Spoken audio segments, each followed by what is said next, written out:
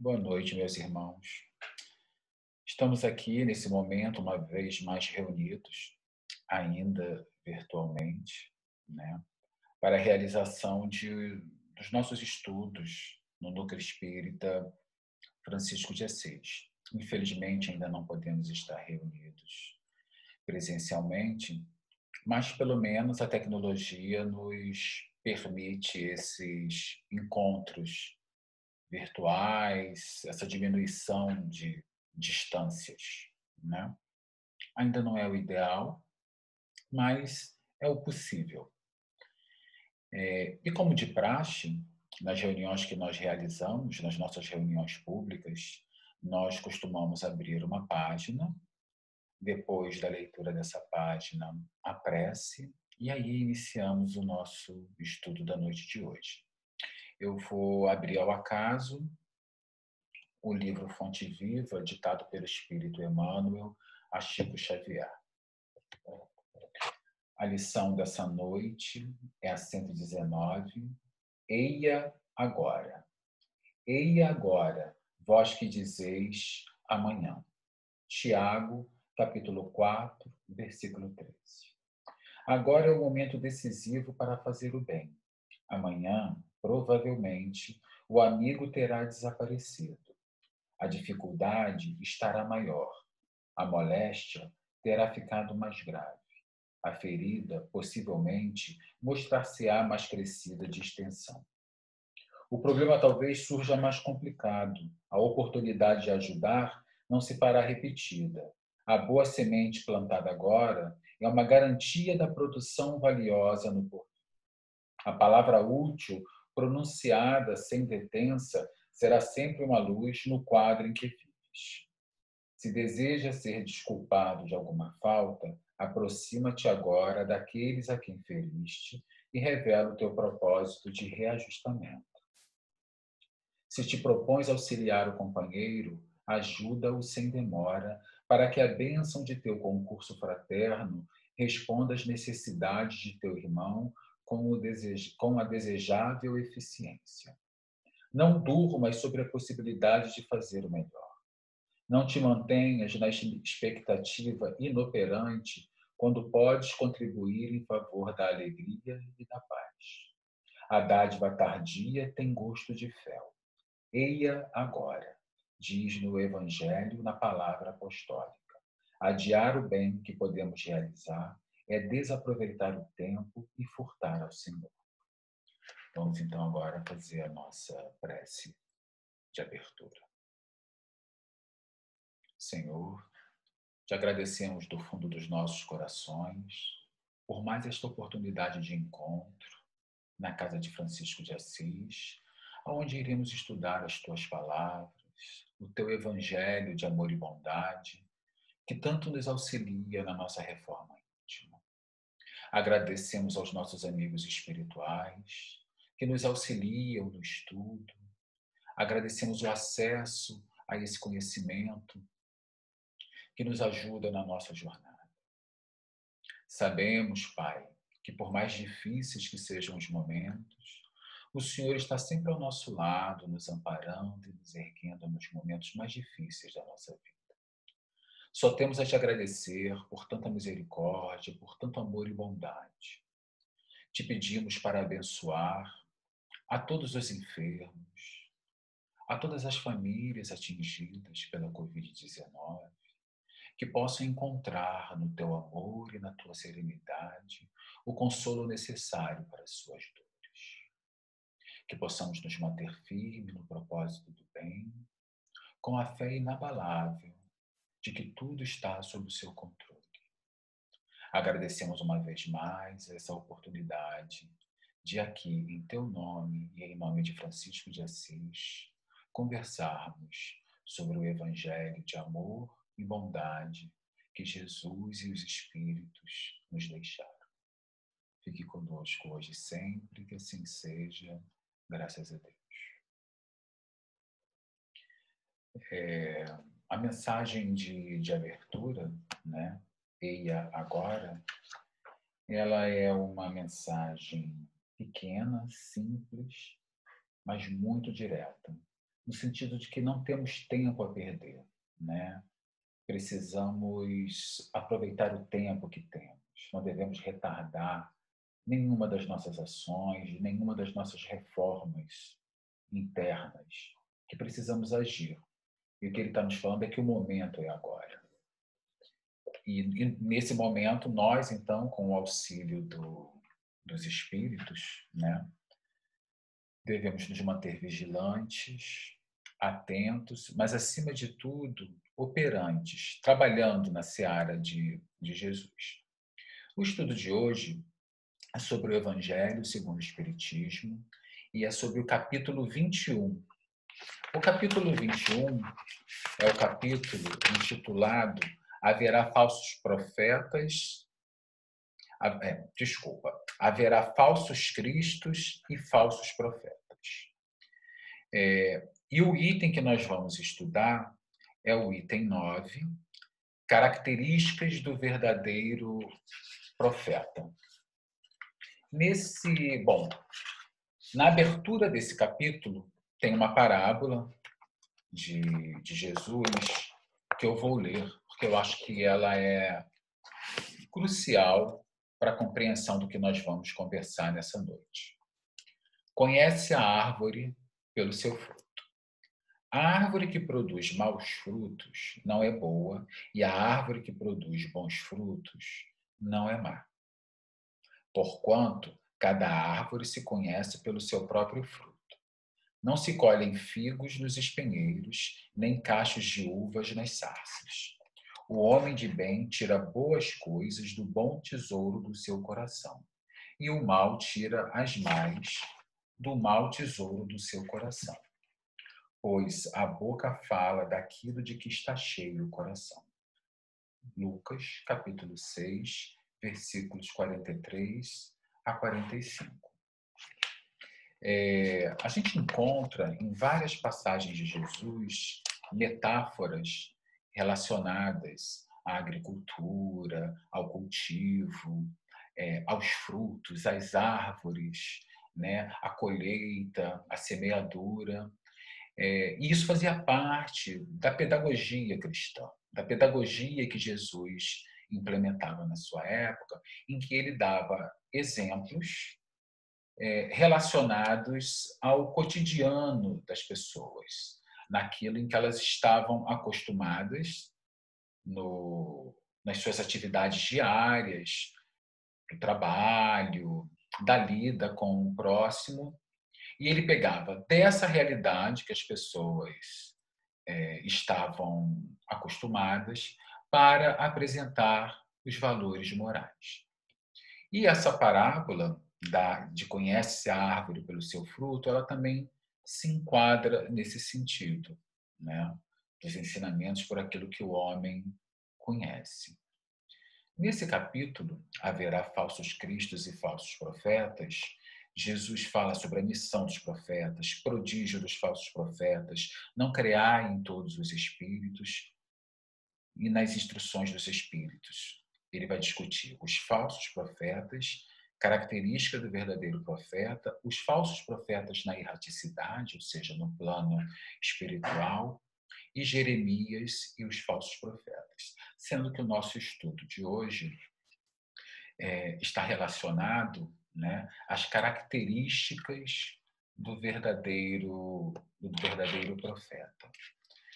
E aí é interessante, né, que nessa nossa análise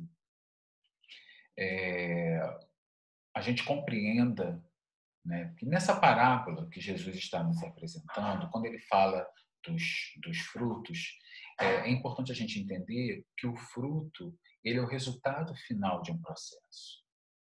A gente tem a semente, a gente planta, né, a gente coloca essa semente no solo, ela passa por um processo de transformação, ela é submetida a diferentes forças e intempéries nesse seu processo de transformação, até que ela possa germinar, brotar, crescer, se desenvolver e, quando tiver madura, no tempo adequado, produzir frutos.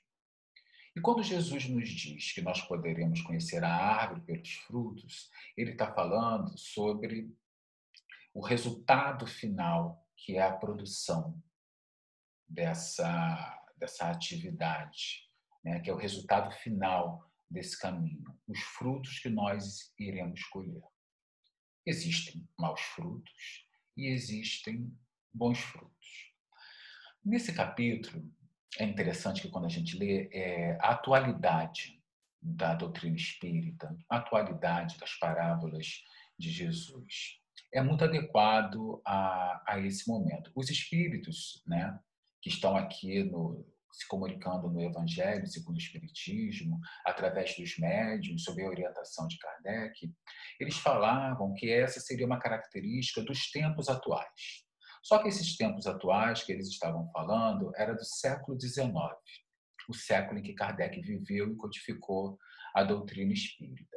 E ele chamava esse momento, esse período, como um momento de transição e de transformação da humanidade. E que uma característica do momento de transição seria a proliferação desses profetas, né? E também de falsos cristos. Só que nós podemos compreender que ainda estamos nesse processo de transição. E Kardec tem uma preocupação muito grande, né, de nos alertar e de nos preparar, de nos capacitar para que nós possamos identificar a qualidade desses frutos, para que nós possamos ter condições de identificar os verdadeiros profetas. Esses frutos são frutos intelectuais, são frutos morais que determinadas pessoas irão produzir e irão ofertar à sociedade esses frutos. Tem um programa que é coordenado pelo Haroldo Dutra, a gente pode encontrar na internet, ele se chama Estudo do Evangelho à Luz do Espiritismo. E ele estuda todos os capítulos do Evangelho segundo o Espiritismo, e eu assisti especificamente o do capítulo 21, que é o tema do nosso estudo e da nossa conversa dessa noite. E ele faz vários apontamentos, ele e o seu grupo, porque é uma equipe que se reúne e discute à luz do Espiritismo esses temas, e aí eles vão ali apresentando vários aspectos desse tema. Tem uma observação interessante que é feita especificamente pelo Haroldo Dutra, que ele diz o seguinte: o verdadeiro profeta, ele é mensageiro, ele não é a mensagem. E eu vou retomar mais adiante essa afirmação de que o verdadeiro profeta é mensageiro, ele não é a, a mensagem. E no início do item 9, Erasto, que é o espírito que está dando a comunicação dessa parte específica do capítulo, né? As características do verdadeiro profeta, ele nos alerta para desconfiar dos falsos profetas. Ele vai falar dos verdadeiros profetas, mas ele inicia esse item já apontando: atenção, cuidado com esses falsos profetas. O que seria um profeta, né? A gente tem uma ideia, às vezes, muito vaga do papel ou do que seria esse profeta. Eles estão muito presentes no Antigo Testamento, em que tem as revelações, as profecias. Muitos desses profetas falavam do futuro, e quando falavam do futuro, falavam da vinda de Jesus, do Messias, do Filho de Deus, né? Mas existem outras compreensões e percepções também do que vem a ser um profeta. E nós poderíamos compreender como profeta aquele que tem a função de instruir e revelar o que está oculto. O profeta não é necessariamente aquele que faz profecias sobre o futuro, né? Sobre acontecimentos que ainda irão ocorrer. No sentido que evangélico, né, do profeta, nós poderíamos compreendê-lo como um educador das leis divinas. O profeta é aquele que vem nos apresentar, que vem desvelar para a humanidade as leis de Deus. Então, a ideia da profecia, ela não é necessariamente vinculada a uma ideia de futuro, mas ela pode ser compreendida dentro do tempo presente, né? No momento em que nós estamos vivendo. E eu acho muito interessante a indicação da ideia do profeta como um educador, aquele que nos revela as leis divinas, que nos revela as leis ocultas. Né? É como se jogasse luz nos nossos olhos para que nós pudéssemos enxergar de uma maneira mais eficiente, né, e correta a vida no seu contexto amplo e genérico. E isso é muito presente em Jesus, né? Jesus, ele é anunciado por várias profecias, mas ele se apresenta para o homem, né, e revela ao homem um conjunto de novas informações, todas elas pautadas no amor. Jesus não é um profeta que vai nos falar do futuro, do que vai acontecer com a humanidade no decorrer dos séculos. Ele está ali falando da natureza íntima do homem. Ele está desvendando aos nossos olhos quem é Deus, o que é Deus, como seria a primeira pergunta do Livro dos Espíritos, né? Ele nos apresenta um Pai, ele nos apresenta um Deus de amor, de perdão, de compreensão, de caridade. Jesus está ali, nesse sentido, trabalhando no homem, dando instrumentos para que o homem possa fazer a sua reforma íntima a partir desse novo conhecimento que ele apresenta. E um novo conhecimento pautado em algo completamente revolucionário e inovador para o homem, que é nada mais, nada menos do que o amor.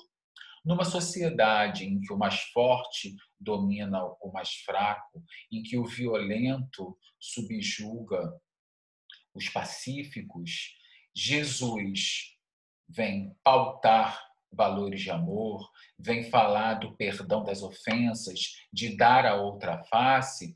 Quer dizer, ele está se apresentando como um profeta que está nos revelando as leis divinas baseadas no amor. Teve um impacto no momento em que ele viveu para um conjunto de pessoas. Mas as palavras de Jesus, elas foram ganhando eco, proporção, volume no decorrer dos séculos, né? Até os dias atuais, em que nós temos uma grande parte da humanidade pautada em valores cristãos. Apesar da distorção que o homem fez no decorrer da sua história, dos ensinamentos de Jesus, né, daquilo que ele nos revelou, por interesses próprios, por egoísmo, ele vem nos pautar o amor. E Jesus, ele também não é compreendido muito bem por muitas pessoas da época, inclusive pelo seu próprio povo, que não o reconheciam como profeta, porque a compreensão deles de profeta é que seria aquele personagem, né, que realizaria fenômenos extraordinários, né, que derrotaria todos os romanos, que faria o dia virar noite, que seria capaz de fazer grandes prodígios. E Jesus não se propõe a isso, né? Jesus é um pescador de almas. Ele vem, na verdade, transformar e revolucionar o nosso interior, o nosso, o nosso ser mais interno, né? Jesus vai nos dar ali, vai estartar na humanidade o processo da reforma íntima, pautados nos valores cristãos. E a nossa sociedade até hoje, e isso vem, né, Kardec aponta esse aspecto, e a gente ainda reconhece isso nos dias atuais, que a nossa sociedade busca os fenômenos extraordinários como testemunhos ou indícios dos verdadeiros profetas. Então, para nós, os profetas seriam aqueles que fariam as curas miraculosas, né? Que com o movimento de suas mãos derrubaria multidões, poderia atear fogo em arbustos, que entortaria metais. E não é nada disso, né? Na verdade, o que caracteriza, então, um verdadeiro profeta, que os Espíritos nos indicam? Nós poderíamos reconhecer os verdadeiros profetas não por essas capacidades extraordinárias, mas pura e simplesmente por sua moralidade e por sua prática da caridade. O Haroldo Dutra, nesse programa, ele fala uma coisa muito interessante. Um falso profeta, ele precisa de uma equipe de marketing muito boa. Alguém que possa divulgar e difundir os seus possíveis feitos grandiosos para que a sociedade reconheça. Então, ele tem que alardear que ele é o profeta, que ele é o escolhido, eu sou o enviado, né? E ele aponta que o verdadeiro profeta, ele não se coloca nesse lugar. O verdadeiro profeta, na verdade, nós vamos conhecê-lo no decorrer do tempo, através do quê?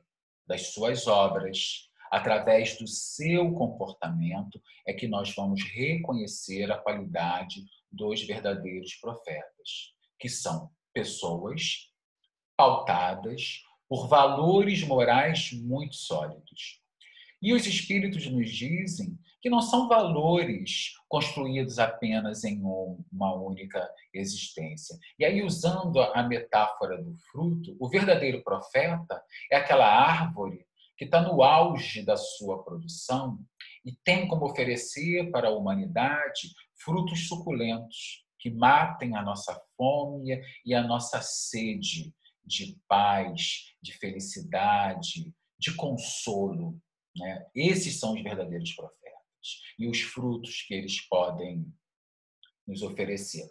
Mas isso foi construído no decorrer de várias existências. São espíritos que passaram por diferentes experiências, que ganharam musculatura moral para poderem, no momento adequado, exercerem o papel de verdadeiros profetas. Isso não é algo rápido, né?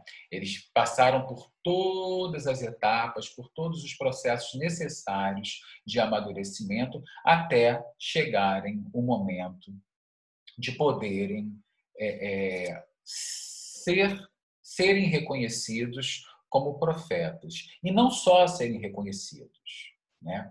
De efetivamente se comportarem e produzirem como tal. Porque não é uma questão apenas de reconhecimento ou de título, mas efetivamente das obras que são realizadas. Essa mensagem, que é dada no capítulo 21 e no item 9, né, características do verdadeiro profeta, Erasto, que é o espírito que está nos dando essas informações, é interessante que esse mesmo espírito, no livro dos médiuns, destaca as responsabilidades de quem recebe as mensagens, né?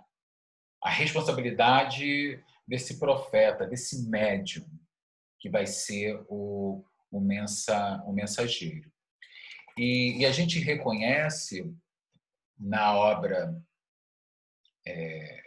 de Kardec, ditada pelos espíritos, né, que Kardec ele falava, né, que é preferível rejeitar 10 verdades a aceitar uma mentira. Kardec não estava falando para nós sermos céticos, que duvidássemos absolutamente de tudo. O que ele está ressaltando é a necessidade de nós termos critérios de análise naquilo que nos está sendo apresentado. E como é que nós podemos ter esses critérios? Através do estudo da doutrina espírita. Então, principalmente no livro dos Espíritos, mas a gente vai encontrar no Evangelho, no livro dos Espíritos, como eu mencionei, mas na verdade o que eu queria dizer mais especificamente no livro dos Médiuns, Kardec nos chama a atenção para o cuidado que nós devemos ter no processo de desenvolvimento da doutrina espírita, no cuidado e no critério que nós temos de estabelecer naquilo que nos está sendo apresentado. Porque, normalmente, qual é o terreno fértil para um falso profeta? Né? É o da ignorância e é também o terreno das fragilidades emocionais.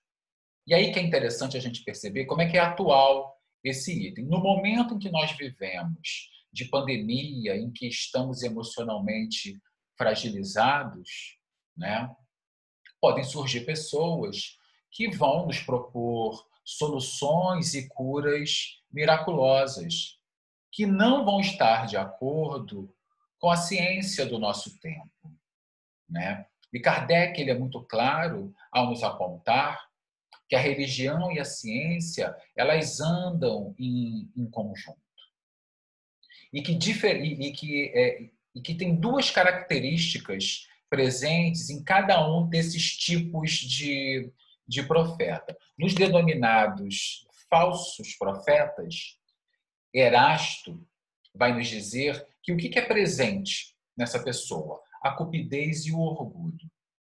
E o verdadeiro profeta é caracterizado pelo quê? Pela humildade e pela caridade.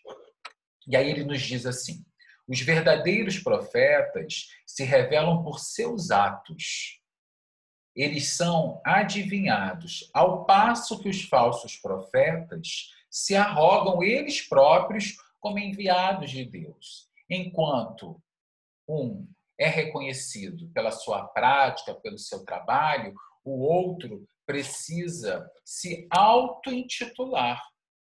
Então, é uma dica que os espíritos nos dão de como nós podemos identificar esses profetas. E uma coisa que Kardec nos aponta, sistematicamente, é a necessidade do estudo e da racionalidade, né? Deus não criou as suas leis para que elas fossem derrogadas. Então, quando a gente, por exemplo, estuda no Evangelho as leis morais, ou na Gênese, os aspectos da ciência, né? Por exemplo, na Gênese, eles nos dizem que milagres não existem, porque milagre era aquilo que iria contra as leis naturais. Inclusive, tem um item na Gênese que é somente a explicação dos chamados milagres de Jesus. E aí eles vêm explicando, através da manipulação de fluidos, do magnetismo, de como ocorreram as curas na época de Jesus, de uma perspectiva científica e racional. Então, os verdadeiros profetas, são aquelas pessoas que nos apresentam as leis divinas, que nos ajudam a compreender de uma maneira mais clara o mundo em que nós vivemos, né? Que nos apresenta caminhos seguros que devemos seguir. E nós somos constantemente apresentados, né? Somos colocados diante da porta estreita e da porta larga. E, pela natureza de espíritos que ainda somos, optamos normalmente pela porta larga. Mas o verdadeiro profeta vai ser aquele que vai nos apontar a porta estreita, que vai, na verdade, apontar que é necessário alguns sacrifícios, que é necessário nós modificarmos valores, pensamentos, para que possamos passar por esse caminho indicado.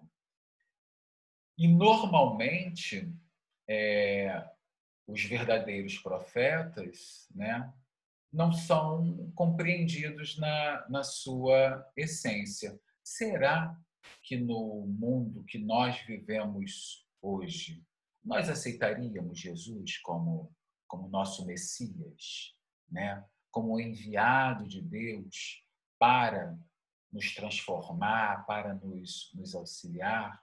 Será que se esse espírito viesse hoje e falasse sobre o desprendimento dos bens materiais, sobre o perdão, sobre o amor ao próximo, apontar que todos nós somos iguais diante de Deus, independentemente da nossa classe social, da nossa raça, da nossa orientação sexual, sejamos todos filhos de Deus? Será que Jesus hoje seria compreendido em nossa sociedade?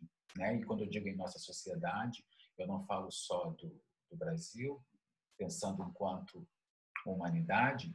Provavelmente não. Provavelmente ele teria muitas dificuldades de ser compreendido e aceito como um profeta. Mas como que nós poderíamos identificá-lo? Pela sua obra, pelo seu comportamento, pela sua conduta. O que fica muito evidente é que é muito importante que nós estejamos atentos ao comportamento dos ditos profetas. O que eles produzem em benefício do próximo e da humanidade? Como é que ele se comporta diante de determinadas situações? Nós podemos olhar para a humanidade, num sentido mais amplo, e encontrarmos várias pessoas, vários espíritos que já estiveram entre nós e que, nesse sentido, poderíamos compreendê-los como profeta pela obra que realizaram, pelo conhecimento que trouxeram para o homem, que tiveram condutas ilibadas e inquestionáveis, né? Mas é importante que pautemos o nosso olhar pelo conhecimento, pelo estudo, né? Pela consolidação de valores morais, que não nos deixemos seduzir por ilusões que às vezes atendem à nossa vaidade e ao nosso egoísmo, né? Por isso a importância do autoconhecimento, de nos avaliarmos, de identificarmos as nossas fraquezas, para que possamos ter uma compreensão real do caminho que estamos adotando. E aí Erasto, ele retoma o início do item, né? que ele abre falando desconfiai dos falsos profetas, e ele conclui dizendo desconfiai, pois os falsos profetas, principalmente em época de renovação, quer dizer, como, por exemplo, no momento em que nós estamos vivendo, ele está falando aqui do século XIX, das mudanças que estão ocorrendo no século XIX, mas isso cabe muito bem no século XXI. nesse momento em que nós estamos vivendo de grande transformação, que toda a humanidade tem que se olhar de uma maneira diferente, tem que se reinventar e encontrar novos caminhos. Então, principalmente em época de renovação, qual a presente, porque muitos impostores se apresentarão como enviados de Deus. Eles procuram satisfazer na terra a sua vaidade, mas uma terrível justiça os espera. Podeis estar certo. Erasto, Paris, 1862. Então, meus irmãos, é importante que estejamos atentos a tudo que está acontecendo. A doutrina espírita estimula um olhar crítico. Não devemos temer colocar questões, buscar esclarecimentos sobre aquilo que estão nos apresentando ou que nos estão dizendo que é certo e que, de alguma forma, pode estar nos incomodando e nos causando um desconforto. Vamos estudar, vamos ouvir palestras, vamos conversar com pessoas mais experientes que possam nos orientar para que possamos tomar as nossas próprias conclusões. Porque o Espiritismo, ele não só nos estimula, como ele permite que possamos ser críticos em relação a tudo que estejamos aprendendo e estudando. O que é libertador, né? O que é moderno e contemporâneo. Não é uma religião dogmática, não existem verdades absolutas que não podem ser questionadas. Nós só temos que ter o cuidado de não irmos para o outro lado da moeda, que é também desacreditar de tudo. Não é isso. O que nos apontam é a necessidade do estudo e o direito à dúvida. E no direito à dúvida, a busca pela informação. Não é apenas negar. E é a partir dessa construção lenta e sistemática da doutrina espírita, né? É por isso que nas casas espíritas tem as reuniões públicas, tem grupos de estudo sistematizado, que nós vamos consolidando esse conhecimento para que possamos lidar com essas situações. Não é o item específico do nosso estudo da noite de hoje, mas também isso acaba tendo um impacto muito grande nas reuniões mediúnicas. E tem irmãos que se apresentam com nomes muito honrados, né? Reconhecidos por nós, para nos enganar. São falsos profetas de erraticidade. É o item seguinte a esse nosso tema. E aí Kardec e os espíritos vão nos dando instrumentos para lidar com essa situação de uma perspectiva mediúnica. Mas o nosso estudo de hoje é para falar dos verdadeiros profetas, né, no mundo em que nós vivemos, né? Nos apresentar aquelas pessoas que, por sua moralidade e pela obra de caridade que eles realizam, né? E sobre todo o conhecimento que eles vêm nos trazer, que são aqueles que vêm nos apresentar as leis de Deus, né? As leis de amor de Deus, né? Esses sim seriam os verdadeiros profetas, que têm como base o amor de Jesus e o amor ao próximo. Nós sabemos que nesse momento de transição, de acordo com vários relatos, mensagens psicografadas, o Divaldo acabou de lançar um livro que fala especificamente sobre esse momento em que nós estamos vivendo, mas até num livro anterior, o Transição Planetária, ou em palestras que ele proferiu antes da pandemia, né? Ele falava sobre o reencarne de um conjunto muito grande de espíritos com um determinado grau de evolução, que vão ser espíritos responsáveis pelo avanço da humanidade, que vão ser espíritos que vão nos ajudar a sair desse atoleiro no qual nós mesmos, com os nossos pés, entramos, mas que eles vão nos impulsionar e nos alavancar nos mais diferentes campos do conhecimento. Vai ser na ciência, na política, na religião, enfim, e que vão trazer um conjunto de conhecimentos e de moral bem constituídos, né? E Jesus, que é o nosso grande modelo, que nos orientou há mais de 2000 anos atrás, que é o governador do nosso planeta e, por amor a nós, reencarnou e veio nos apresentar esses princípios cristãos que estudamos até hoje. E o Espiritismo não é nada além do que o cristianismo primitivo, do cristianismo apresentado por Jesus, com um aprofundamento em determinados aspectos, né? Então, eu agradeço uma vez mais a Jesus e a Francisco de Assis a oportunidade de estarmos aqui reunidos virtualmente para essa conversa e esse estudo do Evangelho, né?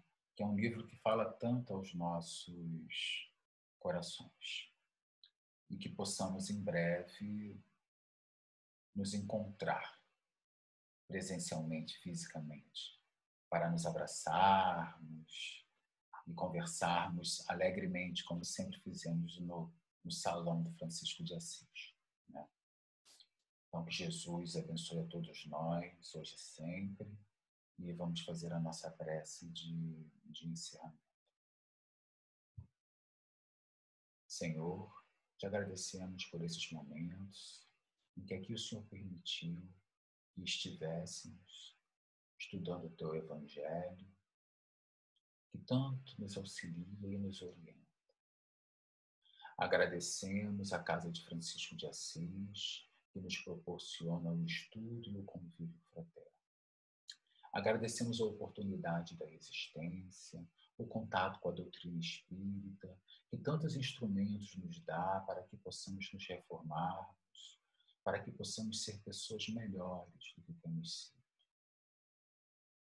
Agradecemos, Pai, o momento em que vivemos, um momento de aprendizado e amadurecimento, e que possamos tirar o que tiver de melhor dessa experiência.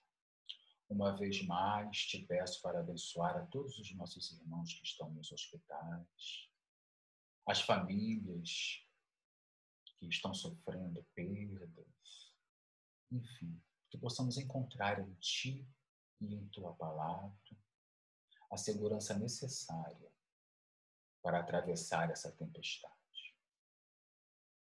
Porque com o Seu amor nos guiando, conseguiremos chegar do outro lado com segurança. Obrigado, Pai, por tudo que o Senhor nos tem dado e que possamos sempre contar com o Teu amor e a Tua bondade nos guiando em todos os momentos da nossa vida. Fique conosco hoje e sempre, que assim seja, graças a Deus. Meus irmãos, boa noite. Fiquem com Deus.